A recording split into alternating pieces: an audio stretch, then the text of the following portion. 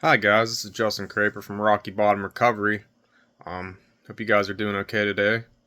Um, you know, I talked about why I created Rocky Bottom Recovery the other day, and now I want to explain how I hit rock bottom this time. Um, it wasn't one thing. I started gambling again after I graduated from school. Um, Truth be told, I should have just went straight to do my master's, but I didn't because I was being a little lazy. So, I wanted to make money and not, in a normal hard working way. I wanted to, win it without having to do much, which is something I can't stand because I see myself as, a hard worker, and I am most of the time, but sometimes I can be lazy, and that's one of my defects. So, I started gambling on sports and I lost a lot of money, and I knew I had hit rock bottom when I bet, on a baseball game, and I lost a lot of money, and that feeling inside of me that I had just betrayed myself after having 2.5 years clean from gambling. And I betrayed my fiance, telling her the pain in her eyes, the pain that I was feeling, because I never thought I would gamble again. I had learned too much. I knew too much now. I had felt too much. But what I've realized is it doesn't matter how much I've learned or what I know. It only matters what I do with that knowledge. Knowledge is important, but it only matters what I do with it. I have to practice it. I can't just know it because knowing doesn't work for me. It never has. So, you know, that's when I knew I hit rock bottom. The devastation, the crying on the steps, looking at my dogs as they saw me crying on the steps. Just the look in their eyes. And they're sweet boys. I mean, I just knew that this was, I had done the worst thing possible to myself and my family by lying, being dishonest.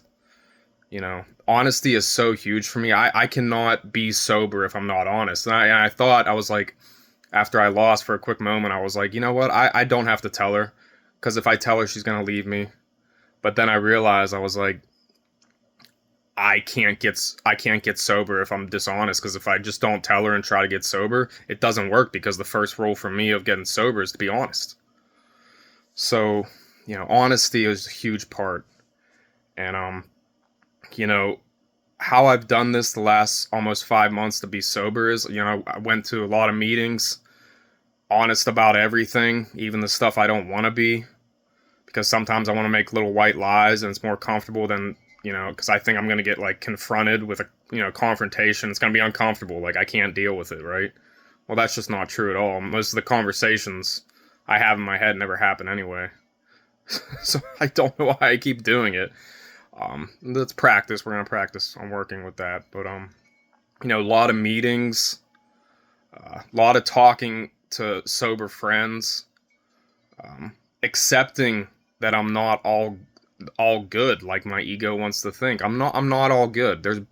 There are bad parts to me where if I act on them, I will hurt myself and other people, emotionally and verbally. Like, it's just not good. So I've done things this time, like even taking like ice cold showers, cuz like what I've realized is the best way for me to grow as a person is to do things I hate every single day. It's like what David Goggins said. He said that a while ago. Like, the best way to grow as a person is to do things you hate every single day. And I've learned that.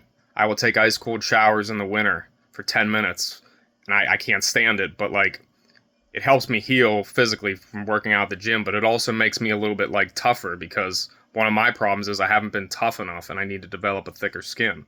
So how do I do that? Do hard things that I don't want to do, see myself doing it, and then I get confidence.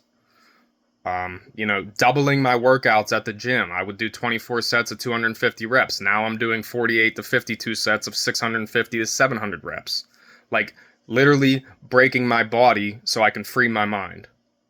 Breaking my body so I can free my mind. That's how it works. I heal my mind with my body, and I didn't realize that for a long time.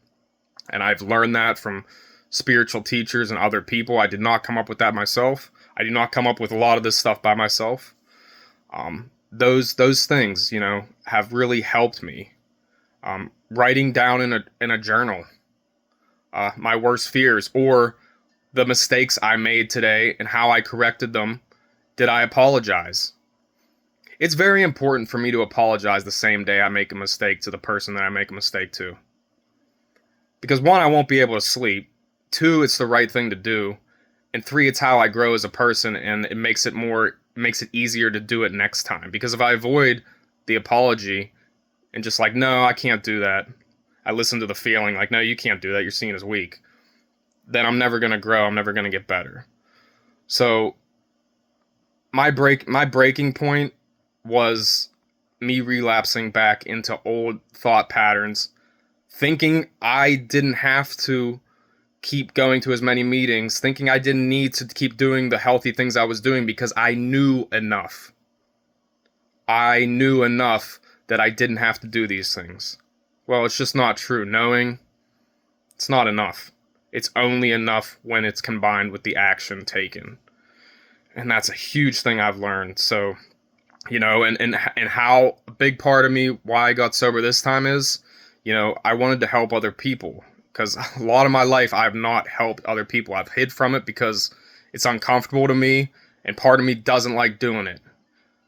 But you know what? That's not good enough. So now I've started doing it more, and I found out that I actually don't mind it. I'm no saint, but I like it sometimes.